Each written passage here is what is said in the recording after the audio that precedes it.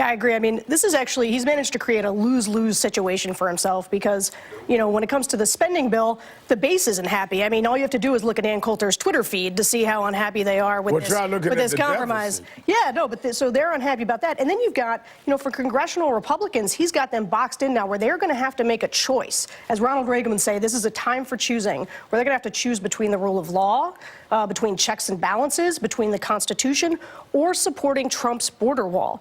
And if they go with supporting Trump's border wall, I mean, this is not the Republican Party I know. The Republican Party in 2014 that was so upset with Barack Obama for his executive orders on immigration. You've got Lindsey Graham, you've got Vice President Pence, you've got Ted Cruz. They're all on the record talking about how that made him a monarch, a king, how it was this real abuse of executive power. For them to now support this would be a total abdication of who we are as a party. But the fact is that they have not verbally said anything, or at least publicly, they've not said anything.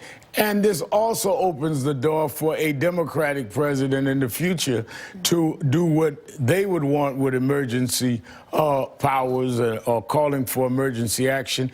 Because if they get this through, the bar will be that low. That's totally true. And right now, actually, so we've seen about 14 of the Republican senators come out and say that they think this is a bad idea. And of course, I mean, they should be saying it's a bad idea because they believe that this kind of executive power grab is wrong. It's anti-conservative, it's anti-limited government.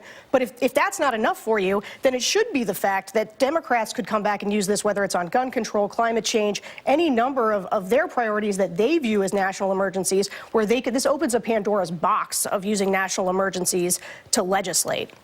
Yeah, I'm not sure whose idea it was to let him do that without a teleprompter, but it's a relatively important speech talking about national emergency. But yes, I mean, yesterday, lost in all of the news around this was that Bill Weld, Governor Bill Weld, two-time governor of Massachusetts, announced an exploratory committee to challenge the president in a Republican primary. And what was also in the news was then John Kasich's aides came out and said they too were very strongly considering a Republican primary. Former governor of Ohio. Former governor of Ohio, that's right. And now we've also seen Governor Larry Hogan of Maryland, who won in a blue state by 13 points, has you know, also put himself out there a little bit. And so, yes, I think that after the shutdown and after he's been bested by Nancy Pelosi and he's seen his numbers drop, even with some of the white working class voters who've really been sticking by him, you are going to see people getting in and saying, this isn't the party. Even if they can't win, they can lay down a predicate for the future of the party. When Ronald Reagan challenged Ford,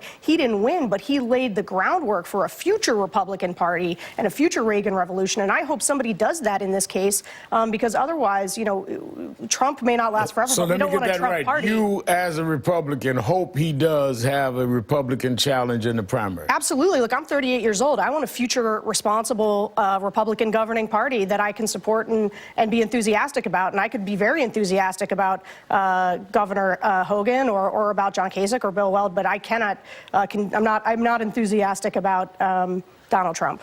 Of the announcements so far, I would say Kamala or maybe, you know, Amy Klobuchar. I sort of like. I thought the image of her standing in that snowstorm was good. But honestly, I think Kamala has the ability to really unite that progressive base with sort of your more potentially moderate Democrats. And some of the things that'll be a problem for her in the primary will be a strength for her in the general election. Yeah, well, I hope that they don't do anything to obstruct it. I mean, you know, I actually run a group called Republicans for the Rule of Law, and the whole goal has been to protect the Mueller investigation from any political interference. And so far, there has been some roadblocks, but mostly he's been able to conduct his investigation. And I think, you know, one of the things that you see is that most Republicans agree that he should be able to continue his investigation to its conclusion and without political interference. You know, obviously lots of Republicans do believe that it's a witch hunt or that it's politically motivated, but I think the most important thing right now, as we assume sort of we're getting close to the end, is that we get to see the report. I mean, everybody, 90% of the American public want to see what is in this report, Republicans and Democrats alike. And I mean, I hope that the president didn't collude with Russia, but we should be able to, you know, because we've paid for this, we should get to see what's in it.